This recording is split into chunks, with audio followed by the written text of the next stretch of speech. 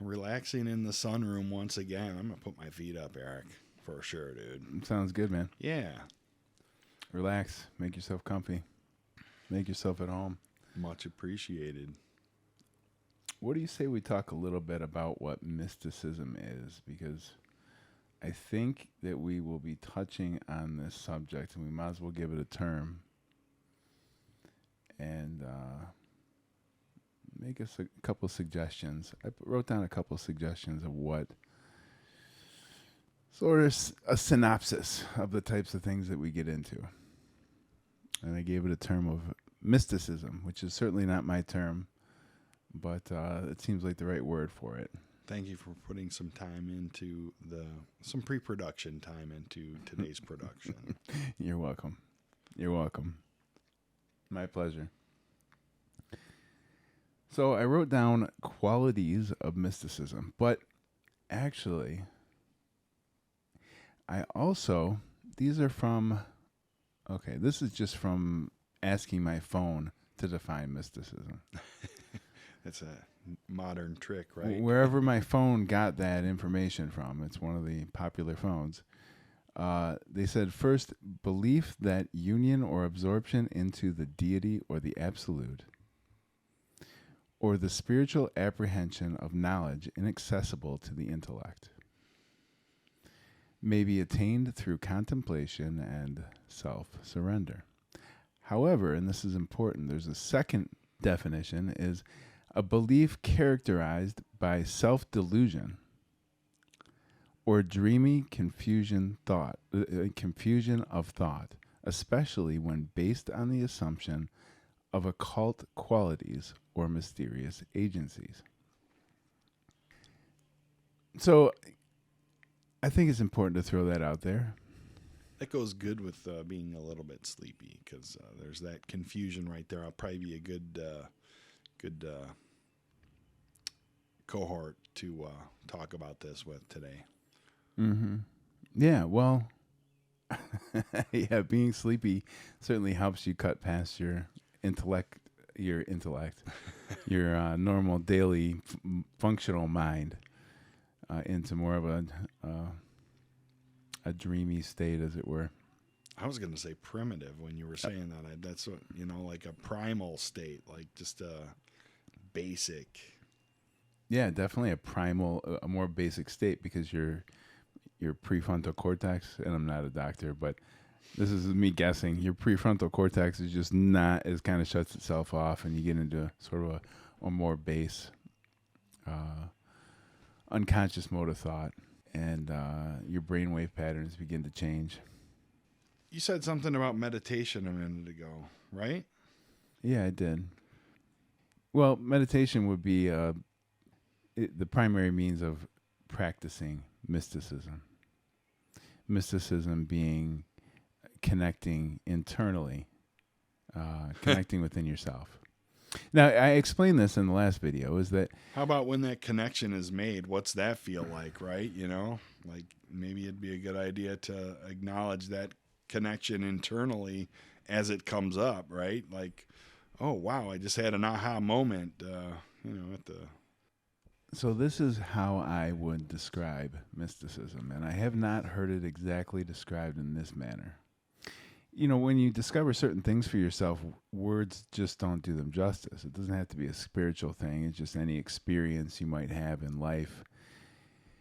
And you search for the words, and you find the best words that suit the experience, but they don't really explain the experience. The word is not the experience itself.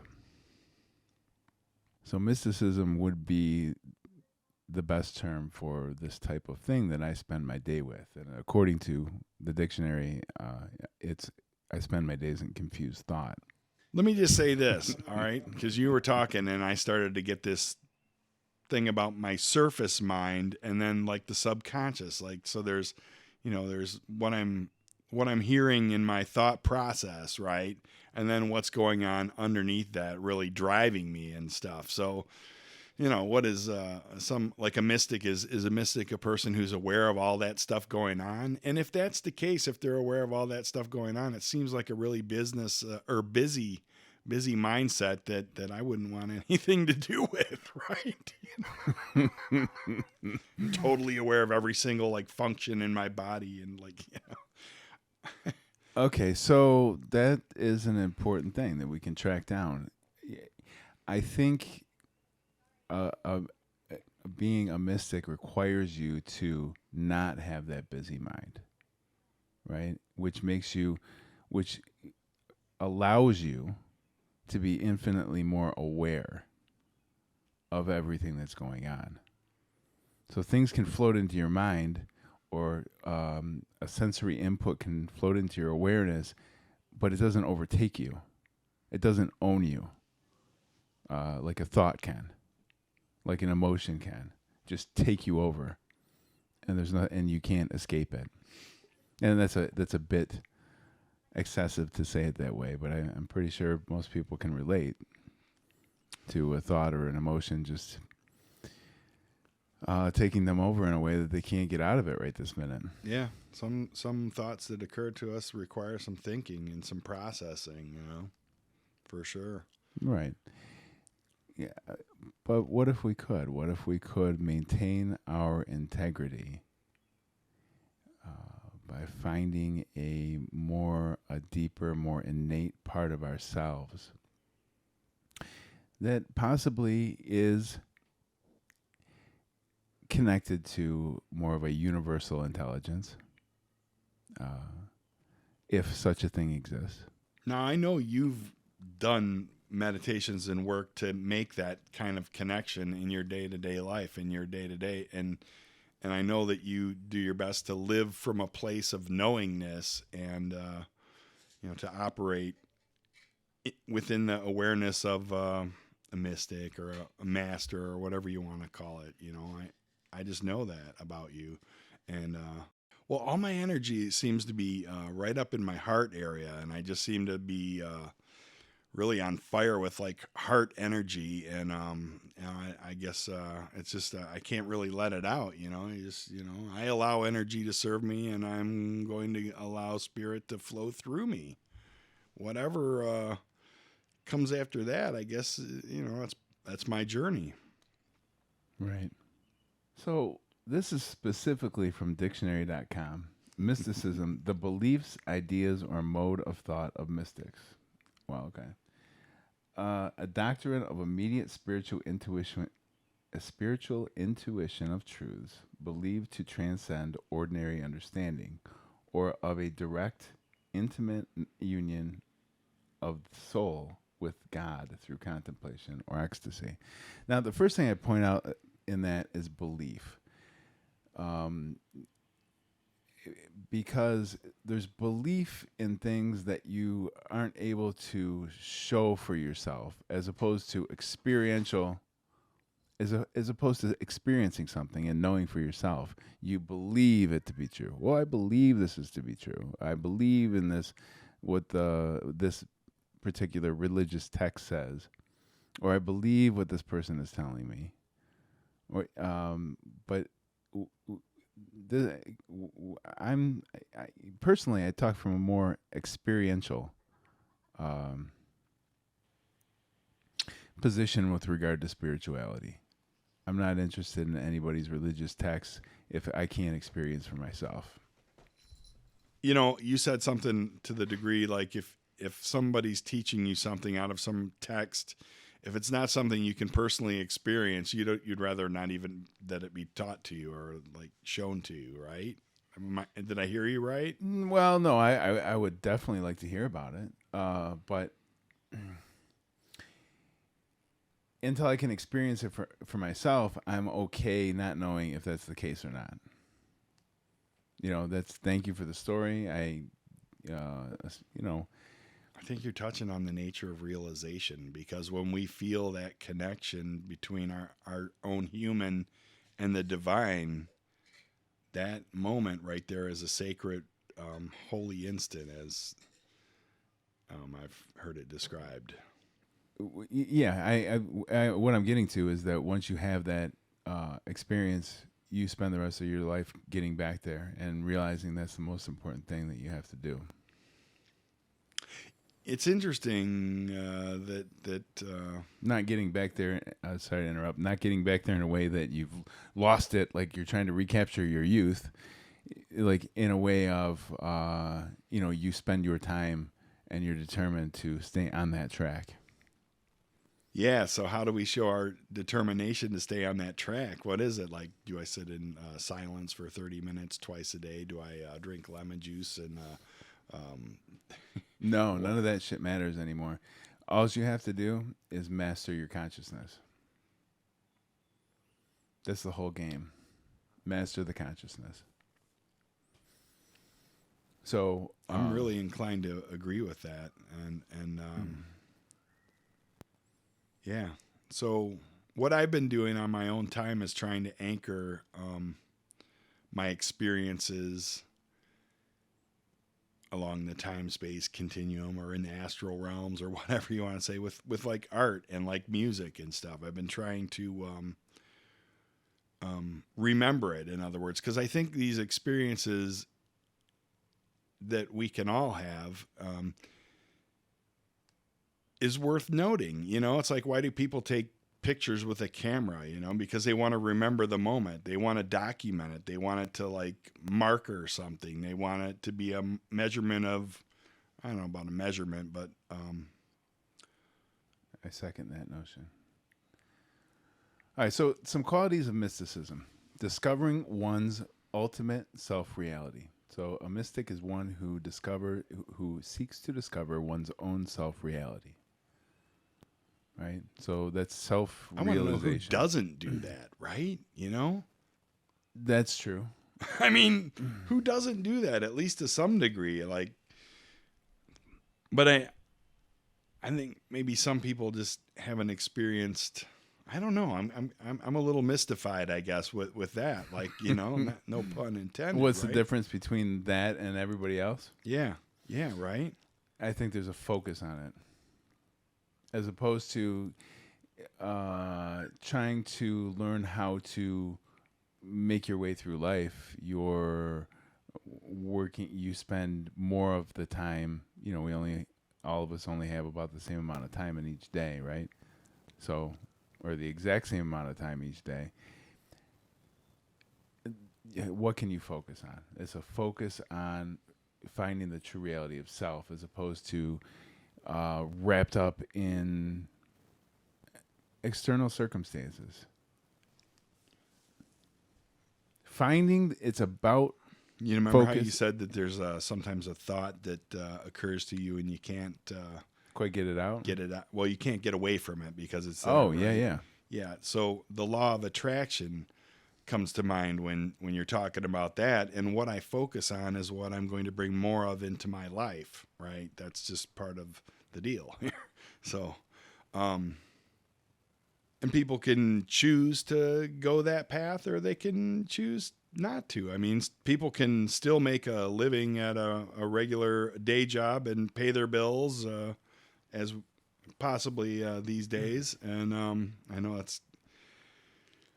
there's just so much going on, man. Oh boy, and I'm not trying to take the weight of the world on, but I know I just kind of got myself into a wormhole right there. Well, so the difference would be that this is somebody who spends their time doing this.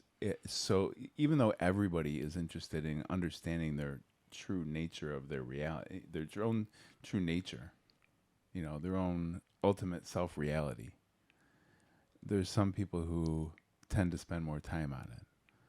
And then, like anybody else who focus in on one particular task, it's beneficial for everybody if they share what they know about that, because that is their primary concern. So that would be the difference. Like, I would go to somebody who specializes in, anything else, a medical doctor or a lawyer or a banker or whatever somebody does on a daily basis. This is what I do on a daily basis, and you as well, right? With your days. Huh. My daze. I appear to be in a daze right now. Oh man, that was nervous laughter, but I'm not going to admit it. No worries.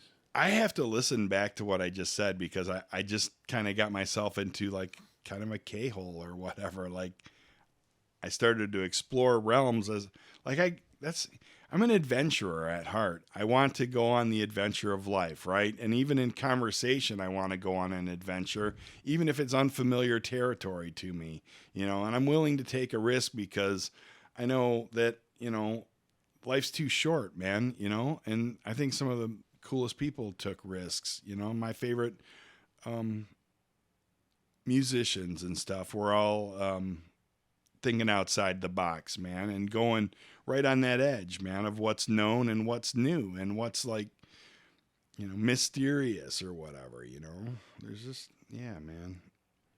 Yeah, I think it's good to. I think it's good to take risk. It's what you do with it afterwards that matters, though. That because if the more risk you're taking, the more you're going out into the unknown, and the more you're going to fail. So I think the success that can be had by taking risk has more to do with what you do with the failures than anything else. Yeah, right. For so many years, I guess I'm going to use myself as an example, but I've held my failures as a way to keep myself back and like looked at them as like, like something wrong with me, right? Not necessarily as something like that I tried at and my heart was in the right place as I was trying and I just didn't get the results that I was looking for, right? So yeah, man, it's a mistake to chastise yourself in a way that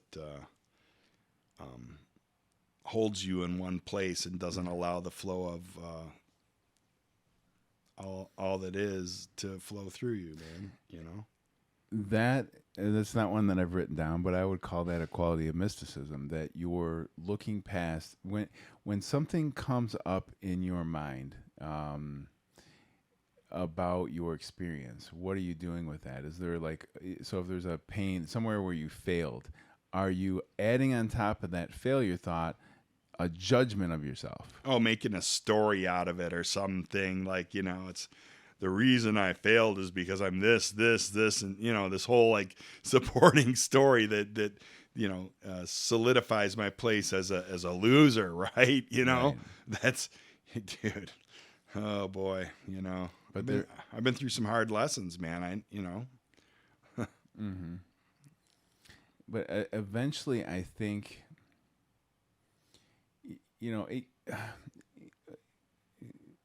if you're talking like a 12-step program, where the first step eventually is to admit that you hit rock bottom, right? That your life had become, you're powerless. Yeah.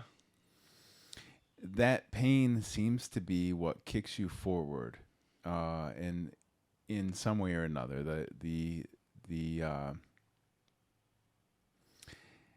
way this reality was constructed is that pain is what pushes us forward.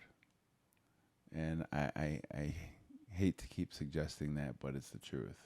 It's part of the original installation, man. It's part of the original installation. That's right. So whatever my point was with that, but eventually the point was very simple. Eventually you go through so much garbage in your life, let's say it that way. Eventually you're fed up. And you're just done. And you're done trying to work it out. That doesn't work for you anymore. It's like your time has come for that to not work out in that way. And that is what inspires you to find a different way to go about things. Yeah, you're left to your resources at that point. You're going to have to use some ingenuity to pull your bootstraps up on, and Yeah, you have to innovate, definitely. Yeah. And when you're talking in terms of mysticism, what that means is not finding another necessarily worldly way to go about things. Not just changing your way in a worldly way. It is the proverbial build your kingdom in heaven, and understanding what that is. Right? It is mastering the conscious mind. It is mastering consciousness so that it cannot carry you away. It cannot just throw you around. Well, I think that happens as we observe our thoughts or notice ourselves as the observer, right? So we have to keep those two things separate, right? What's that?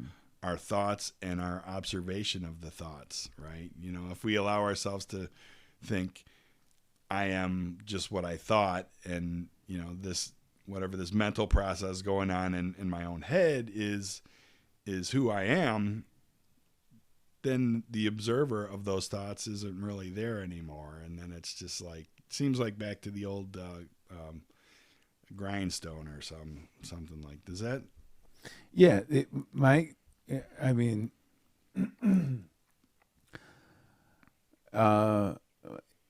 my practice changes slightly all the time of what I'm doing, in my mind to keep things tidied up. But it generally has something to do with recognition that there's always going to be thoughts. They cross your mind. You're always going to think about things. You're going to think about the past. You're not a goldfish. I don't know if that's true about goldfish, but you're not just going to experience things and then the next second forget about them. Not all experience is going to be perfect. Things are going to happen. How do you handle that? And what do you do with the thoughts of it? When the thought comes into your mind, is there this big judgment involved? If there is an emotion involved with the thought, what do you do with that emotion? If you want to come to the point where you're not suppressing it, because the suppression of it is the root of suffering. It's actually, I'd have to look it up again. I didn't think I was going to talk about this, but to suffer means to push below in Latin. Oh. To suppress. Interesting. Yeah.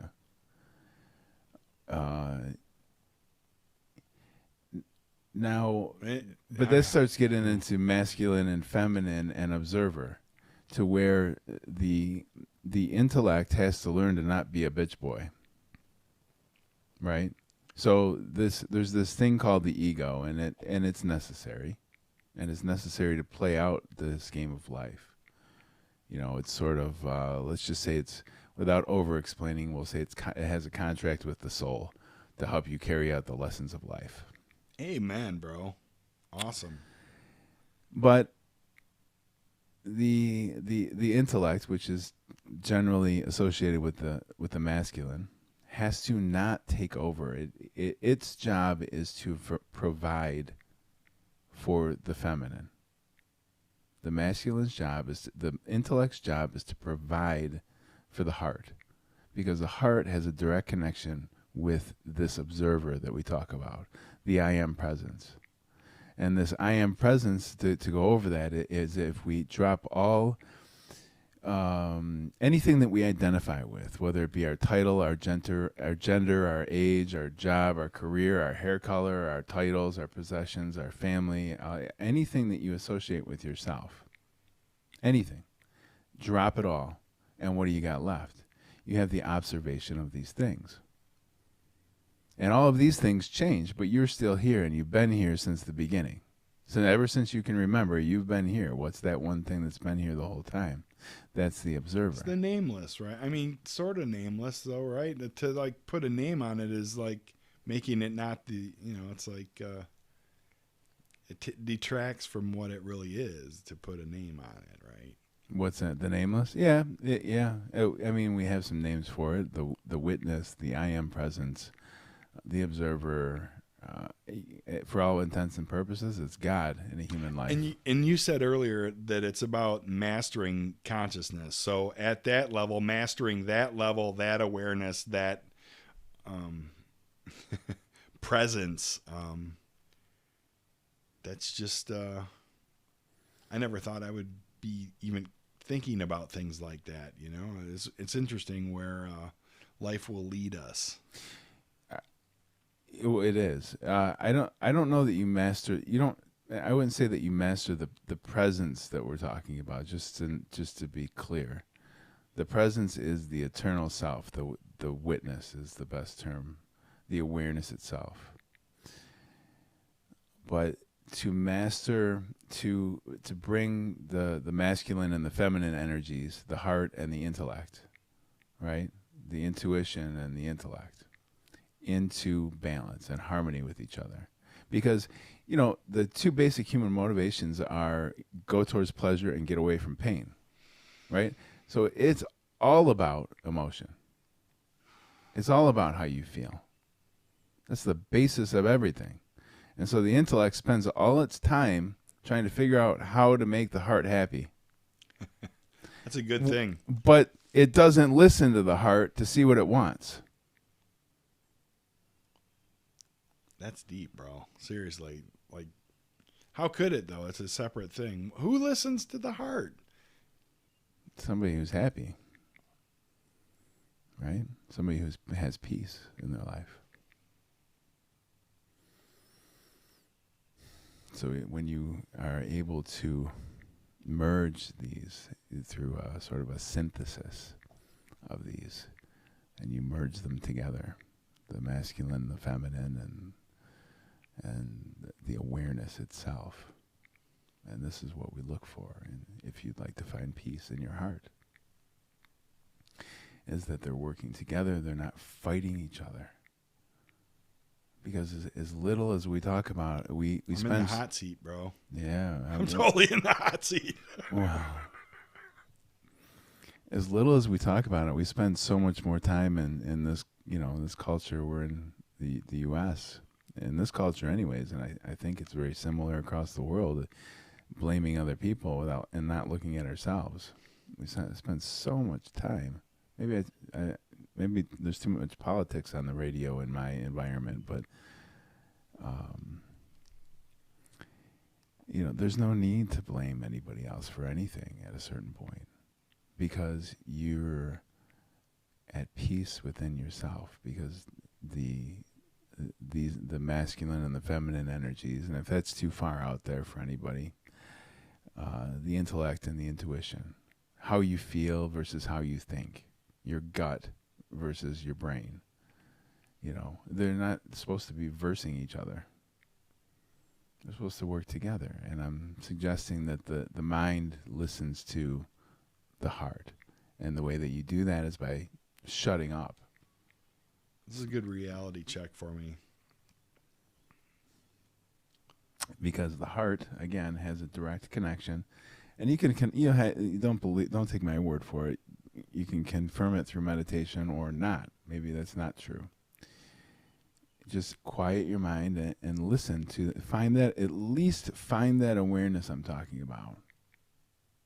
You know, the one that you can never find. Well, no, I can find it, but like, and I'm not talking to you directly, you know what I mean? Well, the way I find it is to take a deep breath into the situation or the experience, you know, to yeah. So that's a good way to go.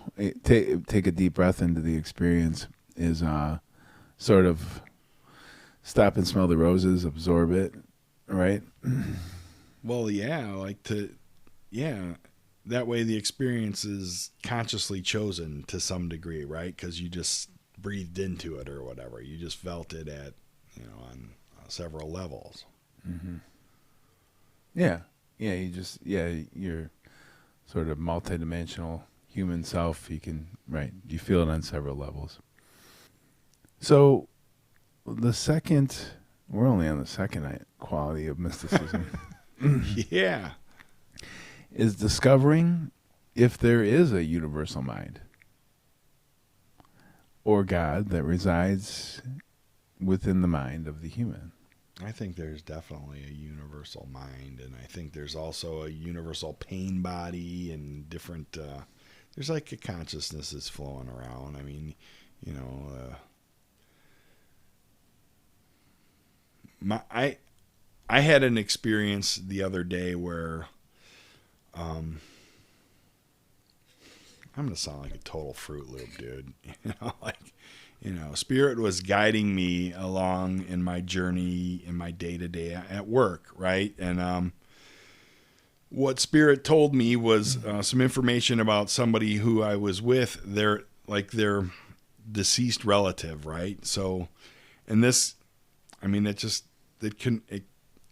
made me believe that there is universal consciousness. Because how could I anchor into some, or how could I experience an otherworldly thing? People say otherworldly. I guess it is kind of otherworldly. I mean, especially if you haven't had any experience with the other side, right? I'm not saying I'm a master at all that, dude. That stuff come out. It's hit or miss with me when it comes to that kind of stuff. I'm definitely no medium. Yeah, well, you don't have to be a master. It's shared human experience. Yeah. So you have every right. But to that talk was about in it. the ethers, man. That stuff was in the ethers, which I would go along to say that's kind of universal mind. I mean, right? I mean, space is the place. Yeah, I was trying to remember what you. So I was thinking, you will, once you catch on to what we're talking about. Yeah, when I'm doing that, I definitely came to the point where I lost my mind. Literally lost my mind. You go through for me it was a couple of years, and even still, there's a little bit of a battle with it. When there was I don't know, maybe not anymore. A couple of years of going, oh my God, this is retarded. What am I thinking? That I've lost it. I've lost my mind, and it's portrayed pretty good in "Be Here Now" by Ram Dass. Right? He goes through and shows the process of losing your mind, thinking you're a lunatic. Because you do lose your mind. Like everything flips upside down, and nothing makes sense anymore. I definitely know the process. Mm-hmm. I mean, there was definitely a few times where I just felt like nothing was familiar. I don't recognize any of this. Who is this person around me? Just, almost alienated, right? Right. And we're always looking for, nobody wants to be delusional. Nobody wants to be delusional. No. That's unintentional. No, but I mean, even though we are all the time and we change our perspectives on things, and over time we learn, and how much of what you thought when you were a teenager is how you think of things now, or how you see things now? Very little, probably. Very little. Right, but were you a delusional teenager? Not necessarily, not likely. You know what I mean? Not necessarily. But that's true for all of us. I was definitely a delusional teenager. Yeah, me too. Who am I kidding? Yeah. Right. But I think I'm getting off track a little bit. Well, yeah, you definitely are. No, I'm just kidding. Thank you for holding me accountable. No, Edit 75.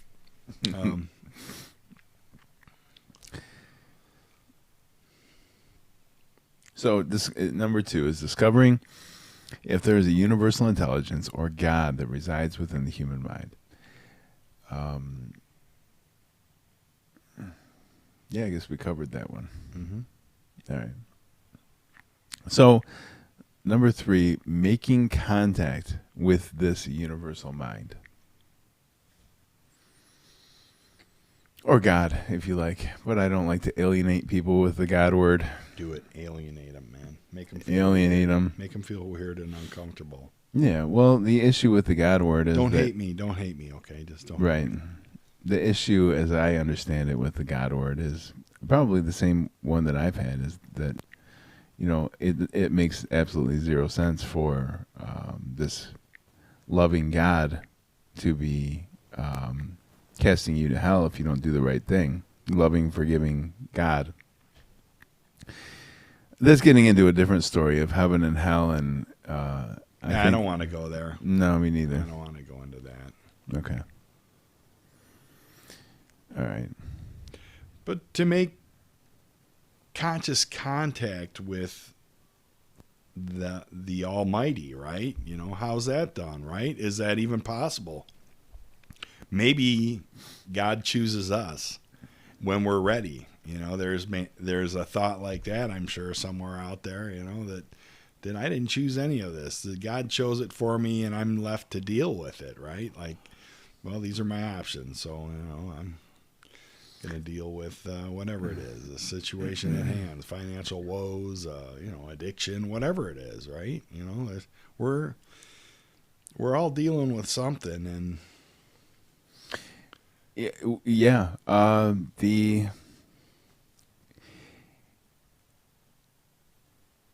We spoke on this, and how the concept or the idea that we are watching the movie of life that has already played out, and the difference that we have is the conscious, what we have control over, essentially, or what we're responsible for, is is what we do with the conscious interaction with it. The conscious interaction with what we're watching playing out. to me, that's almost like taking responsibility, right? Like, So the idea is that when you bring yourself back to the I am presence, and you lose the boundaries between yourself and the rest of the world, because if you've dropped all identifications and you are just the awareness itself, then how could there be a boundary between you and everything else if you don't identify with anything? Instantly you've eliminated the definition of between myself and everything else. I think those are special moments in consciousness, like moments in ecstasy or like pure bliss, like the pure bliss body. And I don't think we can just like live in those spaces like for extended periods of time. I mean, I'm sure that's probably why people do drugs. They want to lengthen the time that they're in their bliss body or the field of ecstasy or what have you. But I think those are just moments that we achieve on a timely basis, like as our development requires. No need to try and prolong them. They'll be what they'll be, right? I mean, that's my take on it.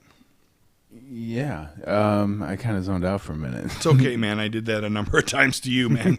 And it's nothing intentional. I mean, this is like a lot of this stuff we're talking about is it would be easy to contemplate this kind of stuff, and to even for me to sit here and go, do I even really know what I'm talking about? Do I know any of this stuff, man? So I guess anything goes with what we're talking about. To an extent, we don't want to be just wildly. We're definitely not just wildly talking without some sort of experience, or maybe we are. I don't know. I'm just saying the experience in and of itself is a new thing, and this has never been done before. Not two guys talking like this. I have not seen it. I guess I haven't either, man. So maybe it hasn't. Yeah, we're talking about if I was actually right for once. We're talking about some crazy stuff. Now, people talk about crazy stuff on, all the video channels all the time, all the video websites all the time, right? But I have not heard this specifically. Two guys in a sunroom called Andy and Eric talking about this It's stuff. tough to talk about. I don't think a lot of people want to talk about mysticism or other states of consciousness, and I think largely a lot of that stuff is swept under the rug, and we're taught to suppress it, as we were talking about earlier. And so what would happen to anyone who suppressed the will to experience the splendors of the universe, right? So This is a little different, and it actually turned out differently than I thought it was going to, because I thought it would be more like a lesson format, based on all the various learnings that we've gone through over the years and certifications and experiences. However, it's turned into more of that mixed with us working stuff out as well. Right? It's some, pretty interesting stuff as far as I'm concerned. Wacky, well, at this wild point, I stuff. can tell when you've reached a level of awareness and mastery over something, and when you're just kind of, having fun telling a joke or something, man. Mm. So when you get to that, I hope you can see that in me too when I'm just clowning, bro. Come on, man. sometimes you lose me, but I'm really gullible, so I can't always tell. That's my gullibility level. We're going to invent a machine that determines gullibility level. It's going to be available in a link below the page here.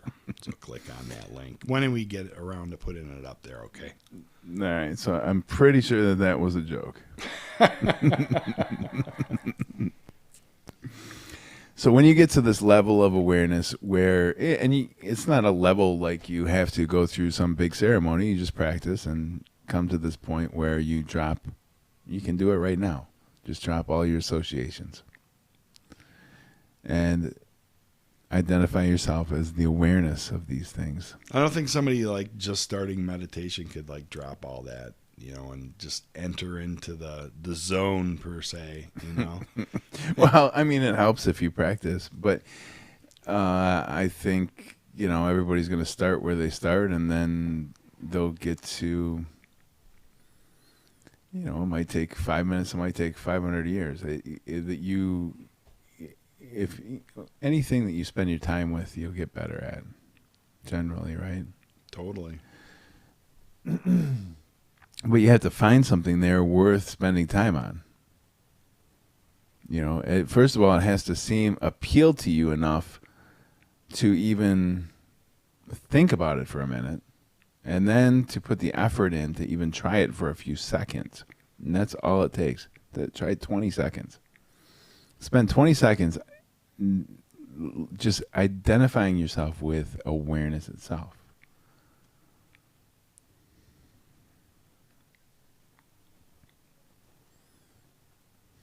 Right now? I don't know. It seemed like we kind of went into that state. But spend 20 seconds just identifying yourself with awareness itself.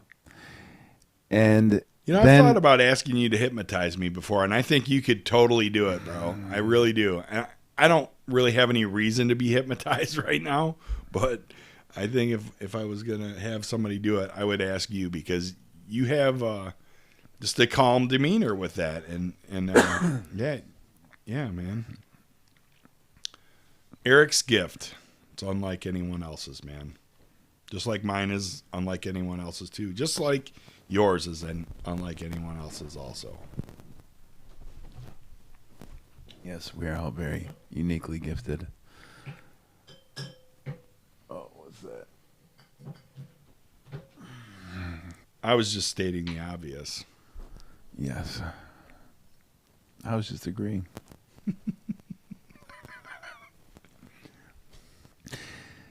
So when you get to that state of mind, and it takes you however long it takes you to get there, and once you drop all identifications, then the boundary line between yourself and everything else disappears, because you don't identify with anything as being yourself. You are simply the awareness of everything.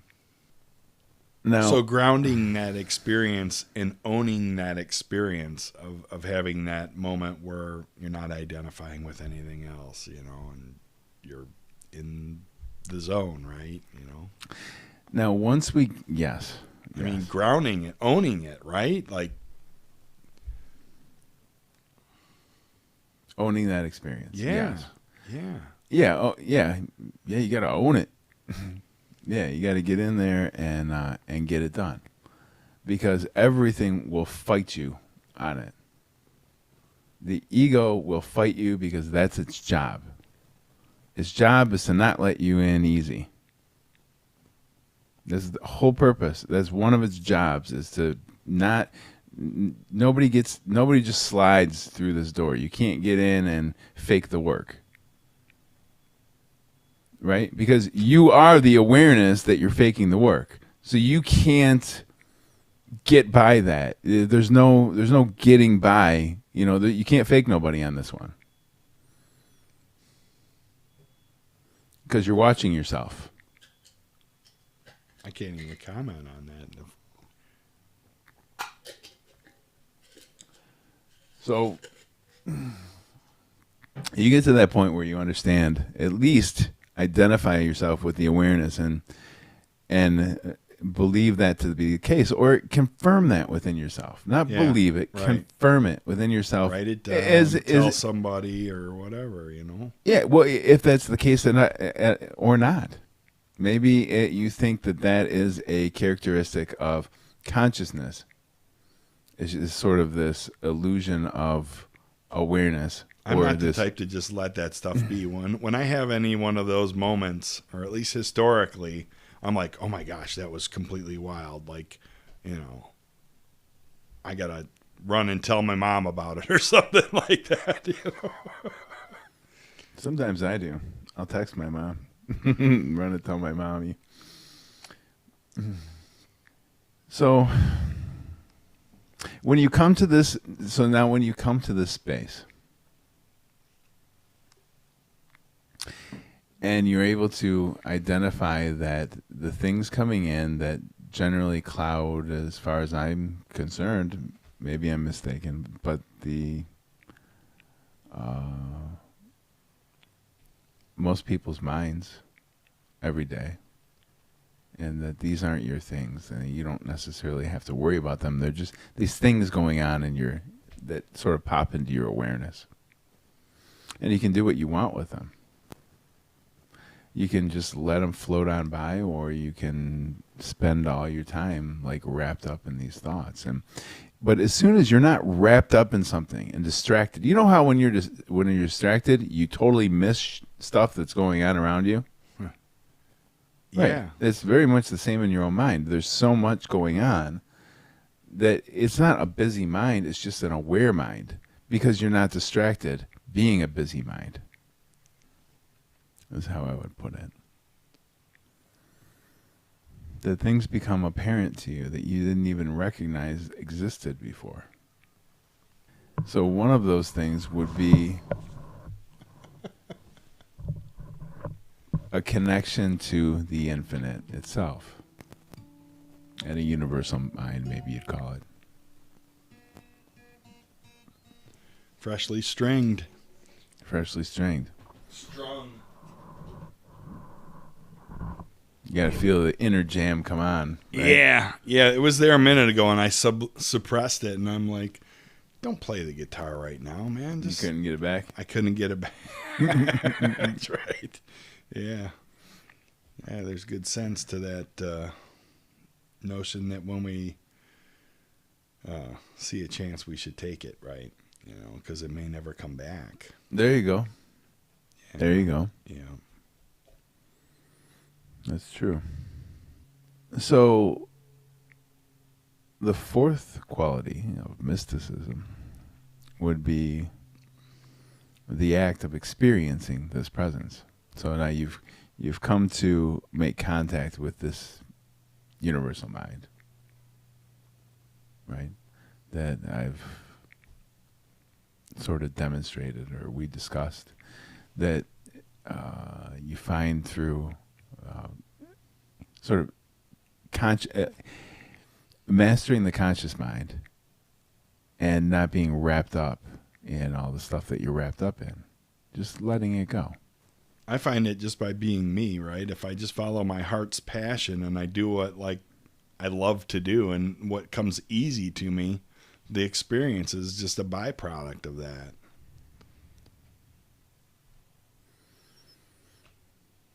Yeah, I don't disagree. Yeah, I like that. But when you, yeah, so actually going and what was it exactly? The act of experiencing this presence. So actively, maybe more appropriate, actively experiencing this presence. And you actively experience this presence because now you know it's there, because now you're not so wrapped up in your own nonsense. You know? Yeah. Your self-important nonsense, really. Yeah, there's trying to swim upstream and fight a battle for yourself because you feel essentially all alone in the world, because that's how we're taught to feel. Yeah, conditioning has affected us all, no doubt about it. Mm-hmm. You got that sun kicking in your eyes, huh? Oh yeah, I mean, yeah, just adjust my chill. Mm-hmm.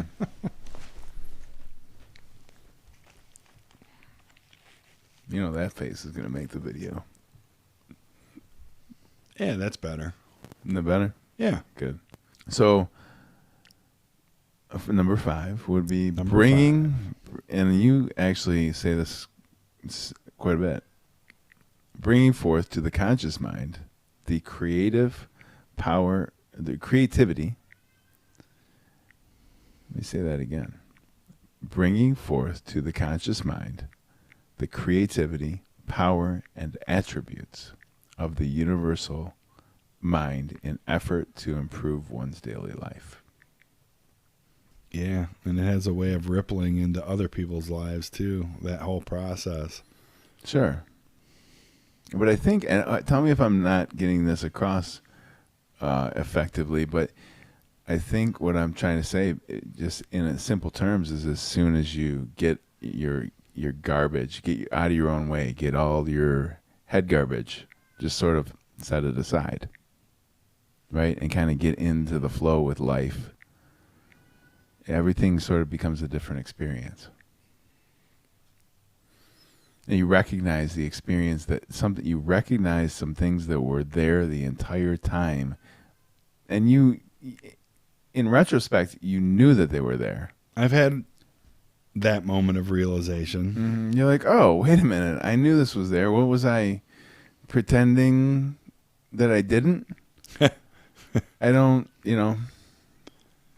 and you sort of, for me, it was over the years, it would happen once a year. And I'd go, oh my gosh, when is that going to happen again? They need that experience again. And then it would be, once every 6 months. I think probably more than likely it was more like once every 10 years at first.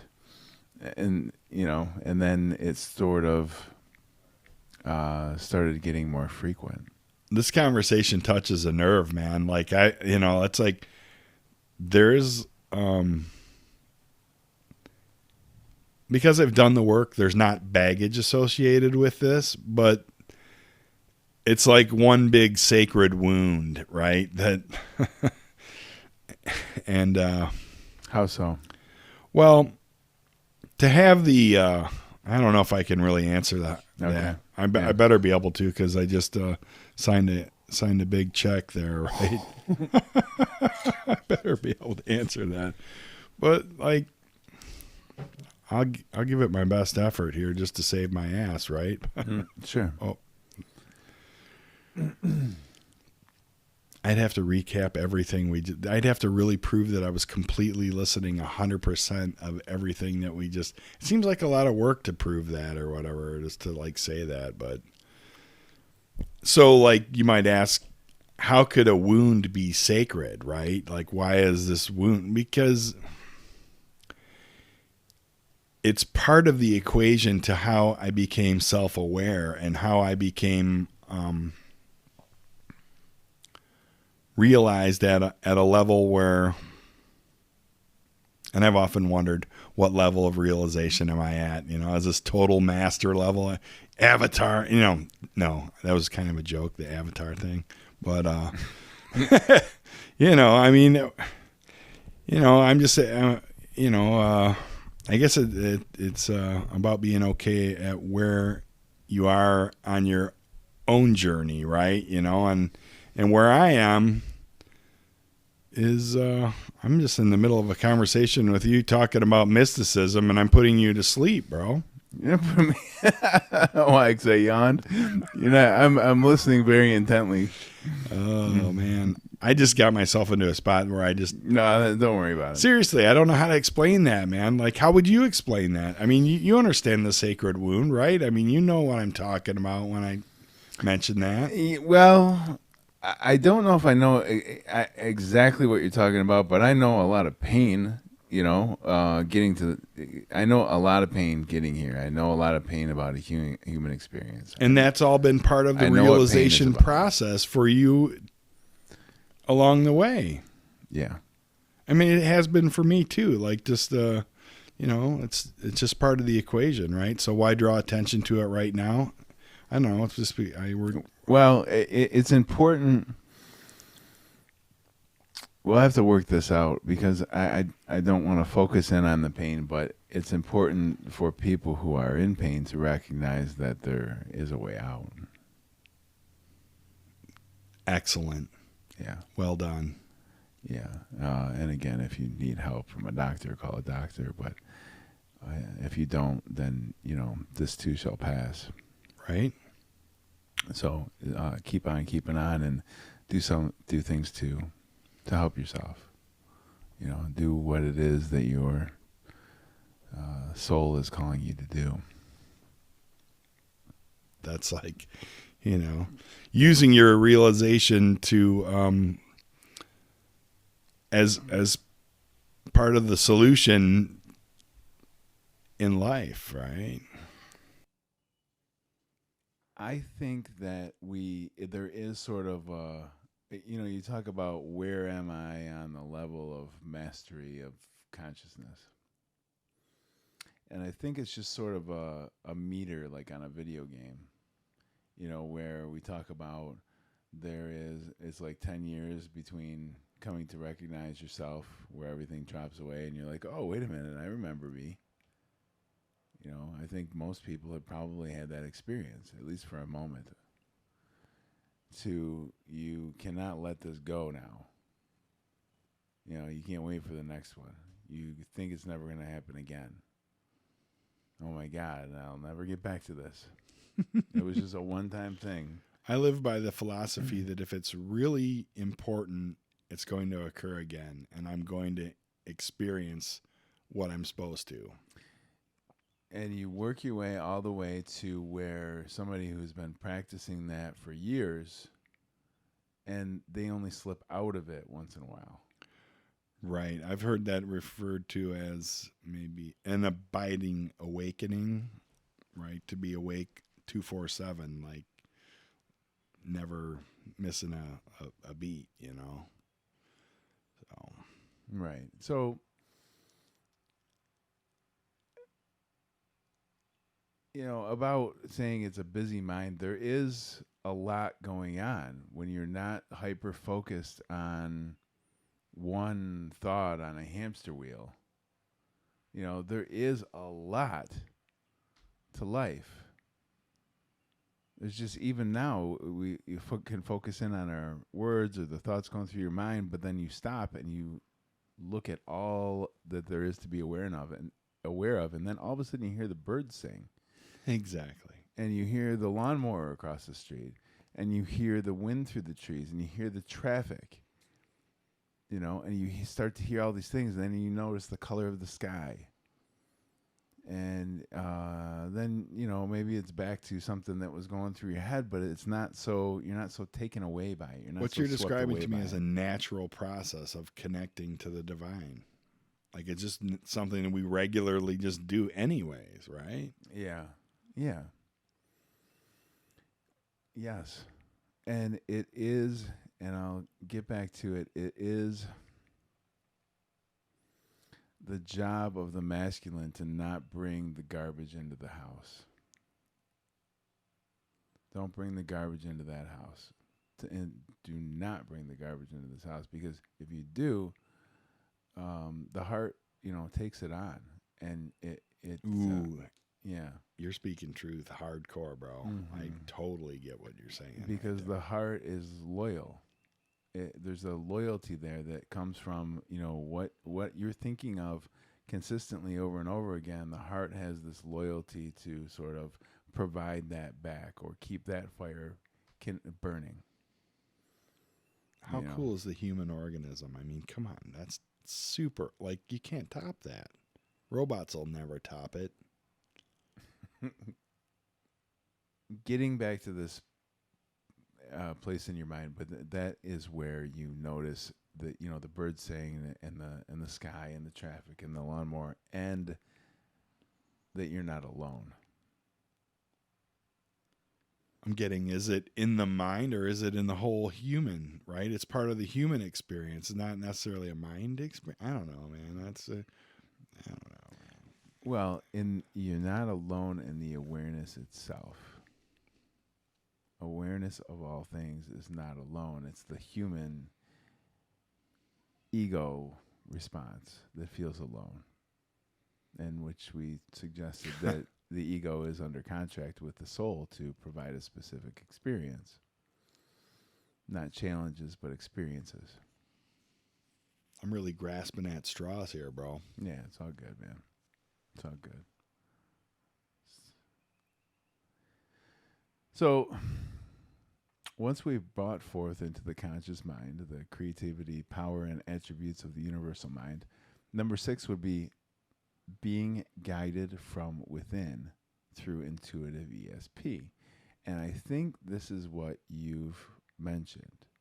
You are, how do you say it, led by spirit? Yeah. What does that mean? Well, there's I guess a teacher consciousness that exists inside, right? That I can refer to, and I can think for myself and make judgments and determine values and determine things that I guess make me a human, right? So number 7 would be, so number 6, being guided from within through intuitive ESP, is that there's something that I've noticed is that when I can spend all the time I want trying to figure something out intellectually, and I can make good guesses at it, and I'm not putting down the intellect by any stretch of the imagination, but to some extent it's committed a mutiny, the intellect, and it likes to think that it's the only game in town, and it likes to think that it doesn't need anybody else. And it likes to make you believe that it is you and it's the entirety of your being. And those are lies. yeah, they are lies. It's just projections and distortions from the ego, right? Yeah. I mean, the ego would be probably the better way to look at it. But it seems like the intellect and the ego sort of are in cahoots in certain ways. Like in a perfect world. The intellect buys into the ego's game. The intellect buys into the ego's game. Mm-hmm. Now, I think, the ego buys into the intellect buys into the ego's nonsense, and then starts planning in order to appeal to it, believing that is what is going to bring peace to the heart. So, number 7 would That's be, no place I want to be, where you just described. I don't want to be in that spot. No, it's a terrible place. Yeah, that's like a version of hell, I think. Number 7 would be bringing together. So once you're in guided from within through intuitive ESP, bringing together the mind, body, and soul, and synthesizing the functional mind with the creative mind of the universe. Bringing them together. They're no longer separate issues. They are one. So that this is the idea of God working through you. It is one mind. The creative mind of the universe is one with the functional mind. And that was essentially the job, the job of the consciousness to come to this point where it recognizes that it isn't in a vacuum. It's not separate. It is a unique individual, which is to be celebrated, but it's not separate. And so you bring that functional mind and synthesize it with the creative mind of the universe in order to create the life that you desire. And that's the purpose. There's none of this. This is all nonsense if it doesn't help you live a better life. Right? I mean, that's a totally wakeful state of mind. That's a totally alive and kicking, getting it on. That's doing the dance of life and seeing things work out in favor in a way that supports your own heart. It's like you're a free energy machine at that point because you're living in the flow with the divine, and you're also generating a glow for those around you and the rest of the universe. You're helping Mother Earth with her ascension and all this stuff. So, it's a completely win-win.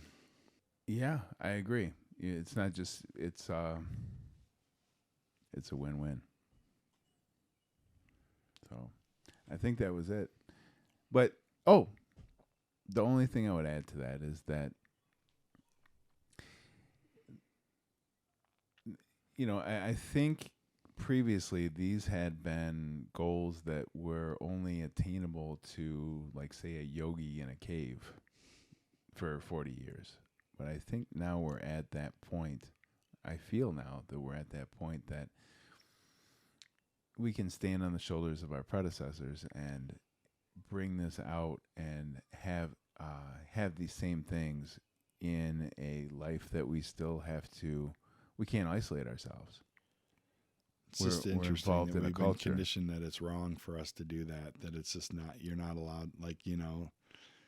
Beaten down to. You're not allowed to do what?